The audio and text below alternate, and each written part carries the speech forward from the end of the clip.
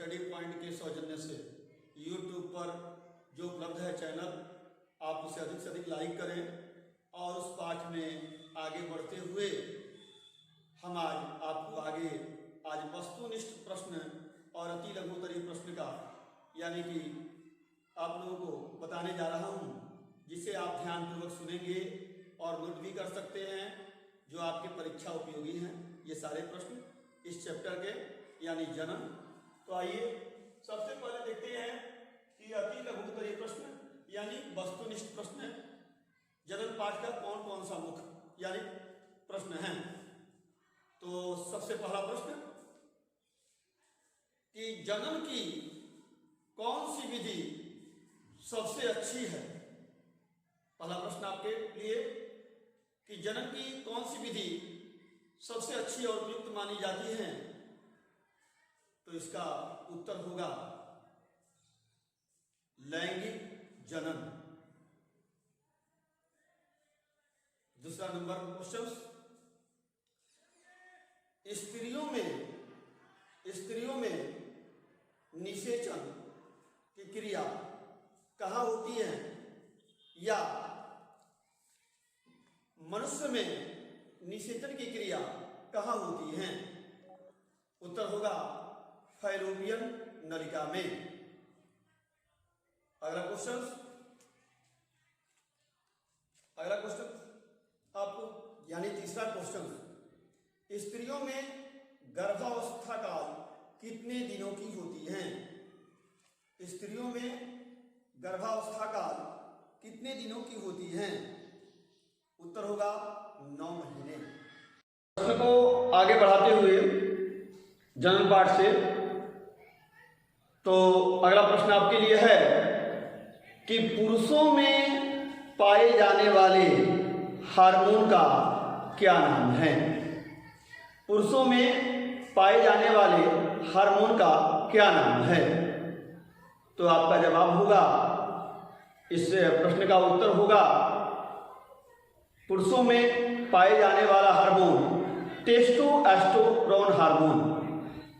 ये पुरुष में पाए जाने वाला हार्मोन है, जो कि पुरुष के जन्म क्षमता को यही हार्मोन निर्धारित करता है। अगला सवाल, मनुष्य में कितने जोड़े क्रोमोसोम पाए जाते हैं। मनुष्य में कितने जोड़े क्रोमोसोम पाए जाते हैं। इसका उत्तर होगा 23 जोड़ा। अगला प्रश्न आपके लिए इस पाठ से जनन पाठ से ही, परागण कितने प्रकार के होते हैं, उनके नाम बताएं। उत्तर होगा परागण 2 प्रकार के होते हैं, स्वपरागण एवं परपरागण। अगला प्रश्न आप लोगों के लिए, स्वपरागण की क्रिया किस पौधों में होती है। स्वपरागण की क्रिया किस पौधे में होती है। तो स्वपरागण की प्रक्रिया द्विलिंगी प्राणियों में होती हैं द्विलिंगी पौधों में होती हैं। अगला प्रश्न आपके लिए फिर से एक बार दोहराते हैं कि स्वपरागण की क्रिया किस पौधों में होती है। तो स्वपरागण की क्रिया द्विलिंगी पौधों में होती है, जैसे अरहर, गेहूं, धान, मक्का इत्यादि स्वपरागित पौधे हैं। परपरागण की क्रिया किस पौधों में होती है। तो परपरागण की प्रक्रिया एक लिंगी पौधों में होती है, जैसे कि पपीता, खजूर, ताड़ इत्यादि।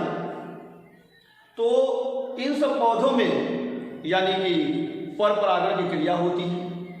परागकण कहाँ पाए जाते हैं। अगला क्वेश्चन, परागकण कहाँ पाए जाते हैं। तो उत्तर होगा, इसका सही जवाब होगा परागकोश में।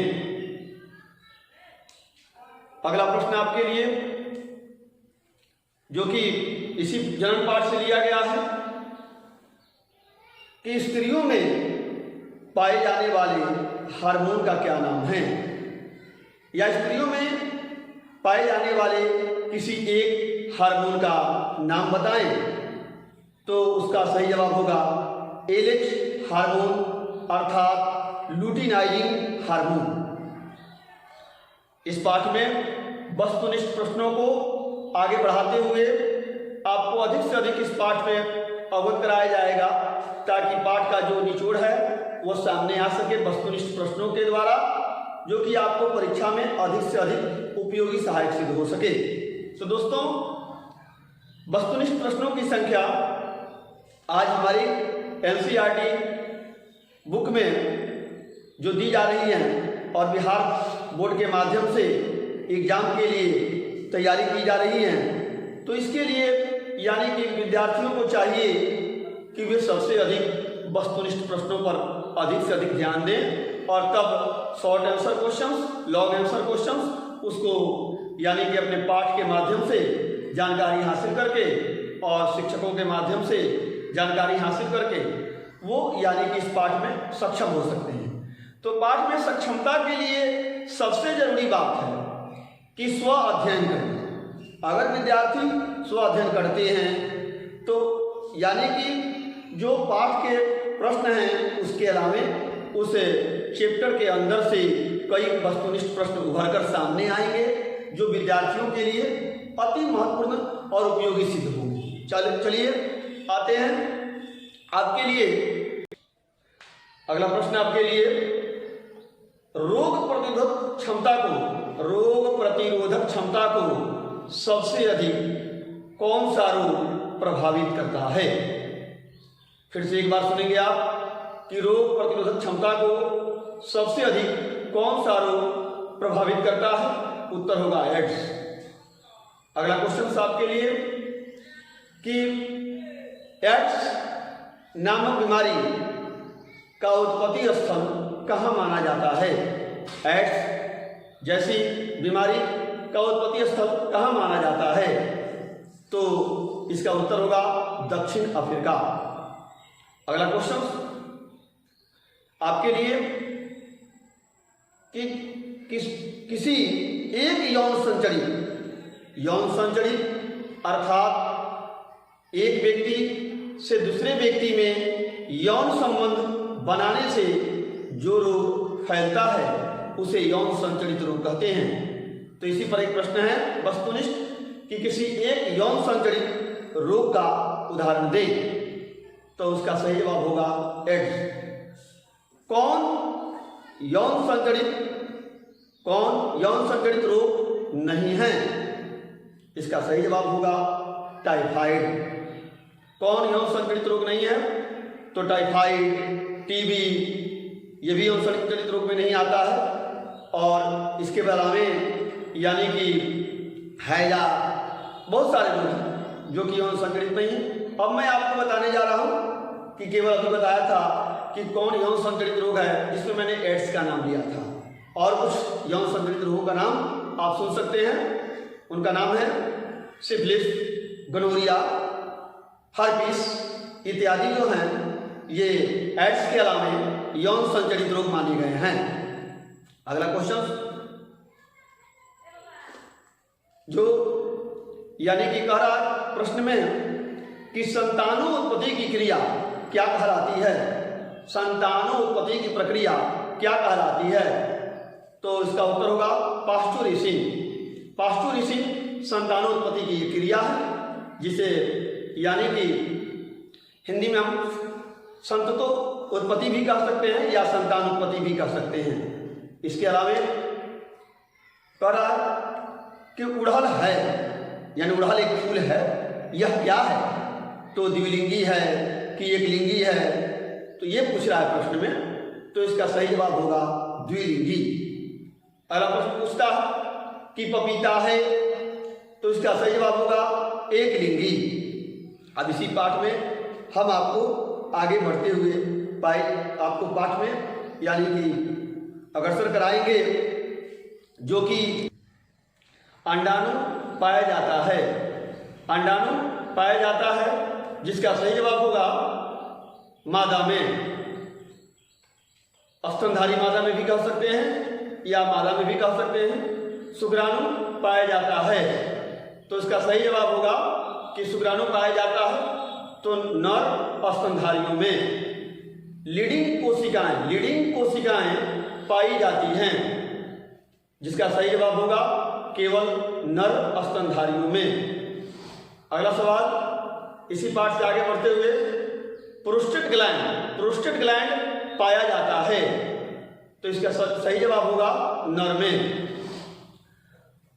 और आगे बढ़ते हुए इस चैप्टर में आपको मैं वस्तुनिष्ठ प्रश्नों से अवगत करा रहा हूं कि जो नर के पास क्रोमोसोम पाए जाते हैं और मादा के पास जो क्रोमोसोम पाए जाते हैं उनके क्या क्या नाम हैं।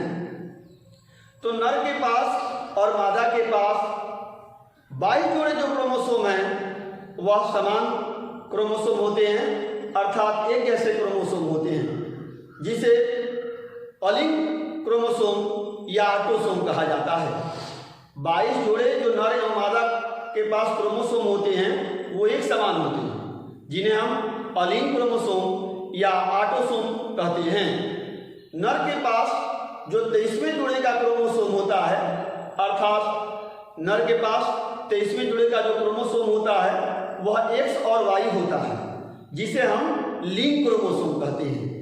तो इसमें प्रश्न बनेगा कि लिंग क्रोमोसोम कहते हैं तो इसका सही जवाब हो जाएगा एक्स और वाई। अलिंग क्रोमोसोम कहते हैं तो इसका होगा एक्स और एक्स। और इस पाठ में मैं आपको आगे बढ़ते हुए चल रहा हूं कि जो यानी कि कह रहा है कि इस पाठ में कि स्त्रियों में मासिक चक्र की पुनरावृत्ति होती है। तो मासिक चक्र की पुनरावृत्ति होती है, इसका सही जवाब होगा 28वें दिन। संतानोत्पत्ति की जो क्रिया है मासिक चक्र के आने के बाद कितने दिनों के बाद यह पूर्ण होती है। मासिक चक्र के आने के बाद संतानोत्पत्ति की जो क्रिया है यह कितने दिनों बाद पूर्ण होती है, अर्थात एक मादा एक परिपक्व अंडाणु को 16वें से 18वें दिन यानी कि उत्पन्न करती हैं, और वह अंडाणु अगर निषेचित हो जाता है तो यानी कि संतान की उत्पत्ति होती है, और वह अंडाणु अगर निषेचित नहीं हो पाता है तो वह यानी कि म्यूकस और रक्त के माध्यम से तरल पदार्थ के रूप में होकर मादा शरीर से बाहर निकलता है, जिसे हम रजोधर्म या मासिक धर्म की उपमा दी। तो यही प्रश्न था कि स्त्रियों में मासिक चक्र होती है, तो उत्तर होगा प्रत्येक 28वें दिन, और यह चक्र निरंतर दोहराया जाता है। अब अगला प्रश्न कि स्त्रियों में रजोनिवृत्ति यानी रजोनिवृत्ति का मतलब होगा कि मासिक चक्र का आना बंद हो जाना। तो रजोनिवृत्ति कितने वर्षों की होती है, तो उत्तर होगा 40 से 45 वर्षों की, अर्थात 40 से 45 वर्षों बाद स्त्रियों में संतान उत्पन्न करने की क्रिया बंद हो जाती है, जिसे हम रजोनिवृत्ति की परिभाषा दी है। अगला यानी कि भारत में स्त्रियों में रजोधर्म की शुरुआत किस आयु से होती है। भारत में रजोधर्म की शुरुआत स्त्रियों में किस आयु से होती है, तो 11 से 12 वर्षों की आयु से निर्धारित होती है। अगला प्रश्न आपके लिए